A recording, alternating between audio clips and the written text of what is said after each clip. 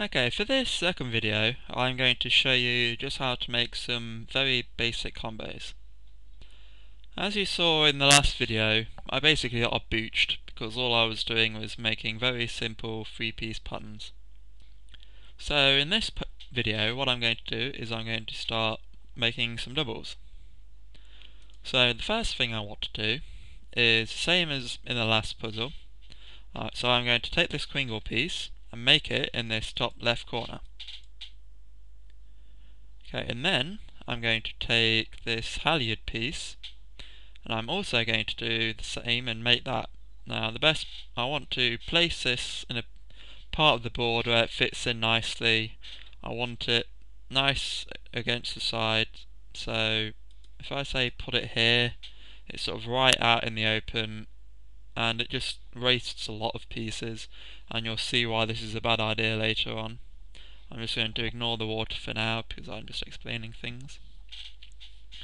So as you can see, this Kringle, it's not in a very brilliant place, but it's not causing much harm. So I want to place my halyard in a really efficient place, so I'm going to place it nice tight into the corner in the bottom left here. If you're really fussy about building things in tight, what you could do is place this halyard in the top left corner, and the Kringle I could move to this corner down here. So as you can see, I've got my halyard pattern in the top left, my Kringle button in the bottom left. Now I've still got a nice square board to work with if I wanted to create any of the patterns. And that is a big skill that you need when you're doing your ship writing, is you want a nice square board that you can just put your pieces into. So if I just place my Kringle pattern, you can see I get a little comment that says fair. Now that is not a very good thing. It means it's basically the lowest score you can get. But if I place this halyard now, it says I've got a double and I've got a good. That is because if you place one piece after another, it basically multiplies the score you get for that piece. So doing that piece on a double, say, was worth twice as much as doing it on a single. Now if I place this button piece just here, you see I got a triple and I got a great. So a triple is basically you get 3 times the score of doing a single piece. So in order to get a bit of a better report, I want to make these bigger combos. So for this video I'm just going to stick with doubles, and then I'm going to look at the board and identify any extra patterns that might be useful. So again, I'm sticking with my original strategy. I'm going to take the first pattern of the toolbox, place it in an appropriate corner. It doesn't need to be in the top left now, as long as it fits nicely into a corner. I'm going to take the second piece of my toolbox and again place it in an appropriate corner where it doesn't waste much space. So I've got my cannon piece here in the bottom left and my flag piece above it.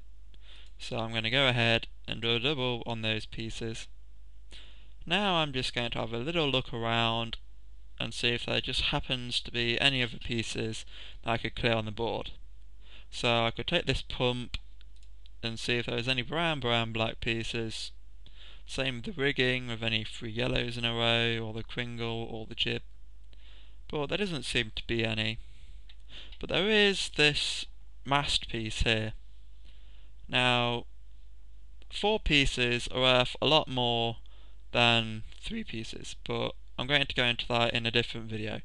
For now, I just want to stick to 3 pieces, and there aren't any on the board, so I'm just going to go ahead and build the next pattern.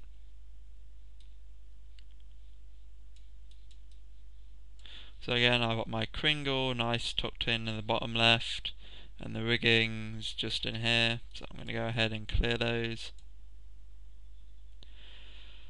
Again, going to stop, look to see if there are any patterns I can make. There aren't, so I'm going to go ahead and make my next set. So I've got this halyard and this jib again. have a quick scan to see if there are any pieces that I can clear, and yet again there aren't any, so I'm just going to create this pump piece, which is the third piece in the toolbox, but it just happened to be the first piece that caught my eye, and I'm going to build it against this little rigging piece here. Again, have a quick scan, see if there's anything that's popped up that I can clear. The answer this time is yes. I can use this knee piece, and there are several places I could put it. I can either put it in the top right, or I could put it down here. I don't think it makes much of a difference, but I could get a button if I place it here, but I'm not going to go into the logic for that. So I will cover that in a later video. Again, stop, see if there's any clears, and yes, clearing that piece has caused this hatch piece to appear, so I'm going to do that. Again, just stop, look to see if there are any patterns, because the bigger the combo gets, the better the score you get is. There aren't any, so I'm just going to again build two pieces up in the corner, place them, stop, see if there are any patterns. There are two patterns, so I can clear this thimble piece up in the top left here. I can also clear this bobstay piece in the bottom left here. Notice again, when I get a bingo, I get a great message, so you can see as the combos get bigger, it keeps giving me better and better messages. I can place this shackle here. Again, it's a donkey, it's still great.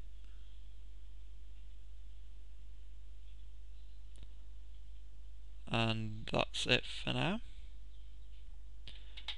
I only need two more patterns to finish my puzzle, so I'm just going to set those up. Now, before I place this pattern, I'm going to scan my board first, so I have as much time as possible. So I can see there's this cannon piece here, and that is the only one I can see so far, so I'm just going to quickly do those two, and then scan really fast so I can see there's this knee piece here. And you just have to practice scanning really fast, and that's about it for this puzzle, and that's it for this video.